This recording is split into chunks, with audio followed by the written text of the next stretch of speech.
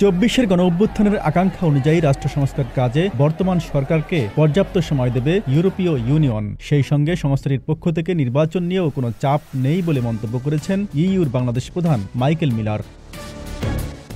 সোমবার ঢাকার এক অনুষ্ঠানে যোগ দিয়ে মিলার বলেন, রাজনৈতিক পট পরিবর্তনের প্রেক্ষিতে সংস্কার এখন বড় সুযোগ এনে দিয়েছে। এই সুযোগকে কাজে লাগাতে হবে। আমরা ডক্টর ইউনূস সরকারকে এ কাজে পূর্ণ সহায়তা করব।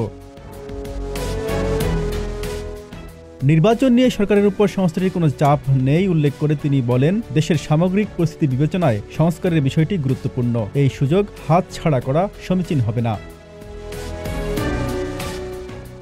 আগামীর বাংলাদেশ বিনির্মাণে চলমান সংস্কার প্রক্রিয়া সুষ্ঠুভাবে সম্পন্ন করতে বাংলাদেশের বর্তমান অন্তর্বর্তীকালীন সরকার এবং রাজনৈতিক দলগুলো একত্রে কাজ করবে বলেও এ সময় দৃঢ় আশাবাদ ব্যক্ত করেন তিনি। এছাড়া জুলাই-আগস্ট হত্যাকাণ্ডের সঙ্গে জড়িত প্রত্যেকের বিচার স্বচ্ছতা ও দ্রুততার সঙ্গে সম্পন্ন করার ব্যাপারে নিজের প্রত্যাশাকতা ব্যক্ত করেন ইউরোপের ২৭ দেশের দায়িত্বপ্রাপ্ত এই মুখপাত্র।